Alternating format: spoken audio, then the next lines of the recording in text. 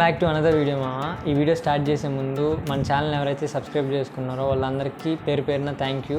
And నేను channel start చేశాను అని చెప్పి స్టేటస్ అండ్ స్టోరీ పెట్టి సపోర్ట్ చేస్తున్నారో వాళ్ళందరికీ హోల్ హార్టెడ్లీ థ్యాంక్ యూ మామ. It means a lot. And మనం ఛానల్ స్టార్ట్ చేసిన ఫస్ట్ డేలోనే వితిన్ 24 అవర్స్లోనే 100 సబ్స్క్రైబర్స్ దాటేసాము.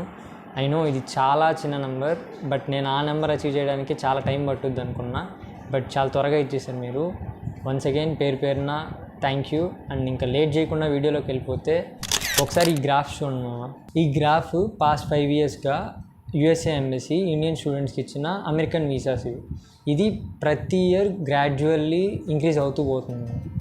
ఆన్ అన్ యావరేజ్ ఎట్లేదన్నా ఒక ఇయర్కి more than 1 lakh plus students masters చేసేదానికి వేరే కంట్రీస్కి ఇండియా నుంచి వెళ్తున్నారు. వాళ్ళు ఎంతమంది సక్సెస్ఫుల్గా మాస్టర్స్ కంప్లీట్ చేసుకొని జాబ్ తెచ్చుకొని అక్కడే సెటిల్ అయ్యారు అనేది మన దగ్గర అయితే క్లియర్ డేటా లేదు.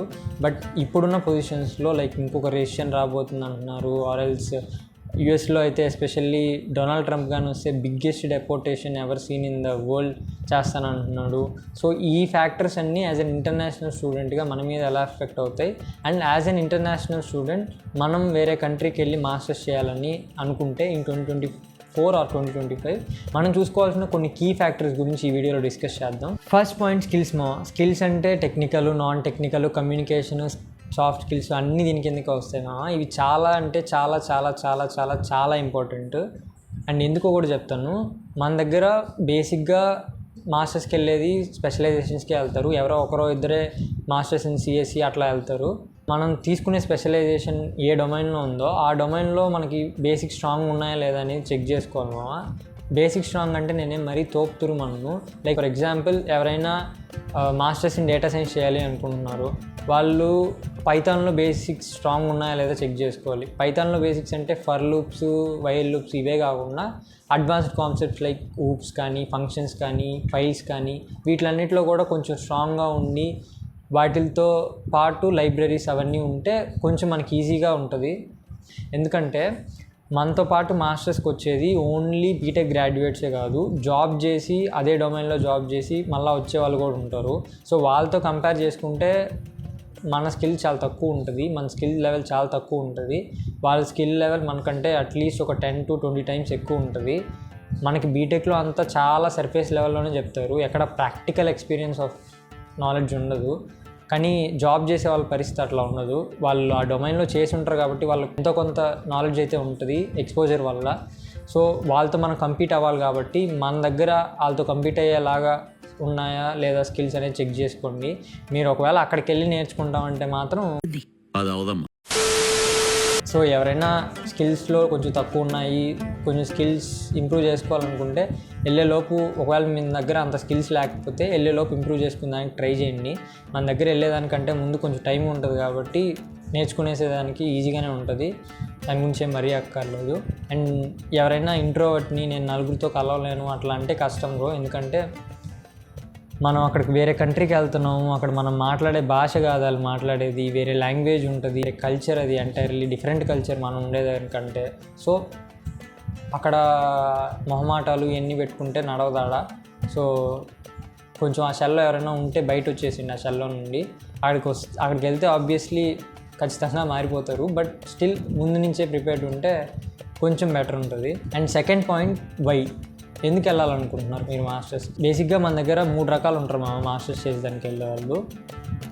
ఒకటి వాళ్ళ ఫ్రెండ్స్ వెళ్తున్నారని వెళ్ళేవాళ్ళు.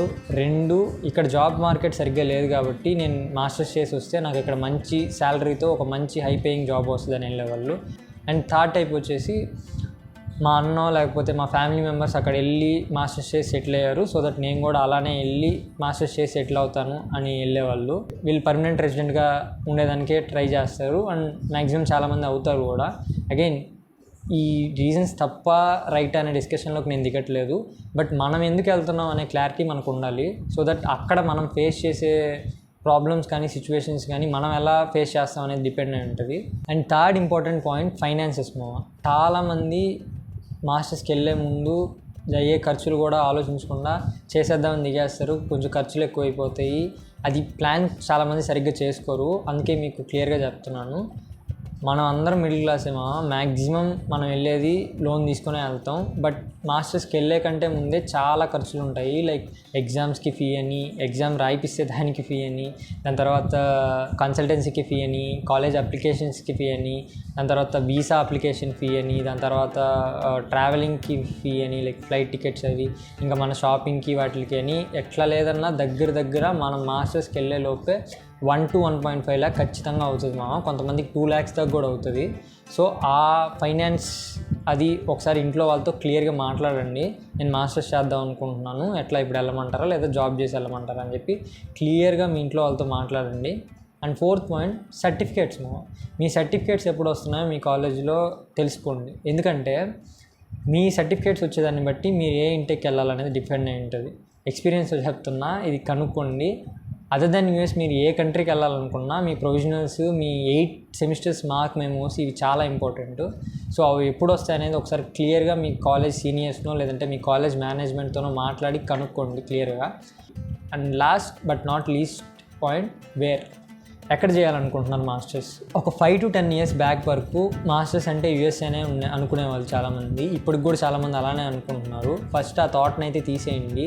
పాస్ట్ 5 to 6 yearsగా other than US like Australia కానీ, European countries like Germany, Ireland, UK, ఇలా చాలా కంట్రీస్కి ఇండియన్ స్టూడెంట్స్ వెళ్తున్నారు. కాకపోతే ఏంటంటే వాటికి రిసోర్సెస్ యూఎస్ఏకి ఉన్నంత ఉండవు. బట్ స్టిల్ ఎంఎస్ అంటే యూఎస్ అనే ఒక ఆప్షన్ని మైండ్లో పెట్టుకోకండి. మీరు ఏ డొమైన్లో అయితే మాస్టర్స్ చేయాలనుకుంటున్నారో ఆ డొమైన్కి జాబ్స్ ఎక్కడ ఉన్నాయి, అట్ ది సేమ్ టైం ఆ కంట్రీలో వీసా రిక్వైర్మెంట్స్ ఏంటి, ఆ కంట్రీలో వర్క్ రిక్వైర్మెంట్స్ ఏంటి. లైక్ ఇప్పుడు యూఎస్లో అయితే మనం లీగల్గా పార్ట్ టైం చేయకూడదు, అట్లా కాకుండా జర్మనీలో అయితే పార్ట్ టైం చేయడం లీగలే.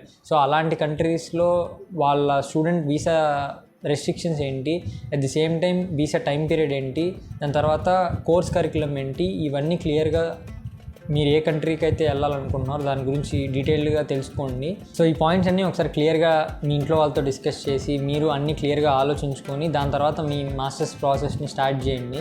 ఎందుకంటే అవన్నీ ఆలోచించకుండా దిగేస్తే ఇప్పుడు కాకపోయినా ఏదైనా అప్లికేషన్ స్టేజ్లోనో లేకపోతే అక్కడికి వెళ్ళిన తర్వాత కొన్ని ఇబ్బందులు పడాల్సి వస్తుంది.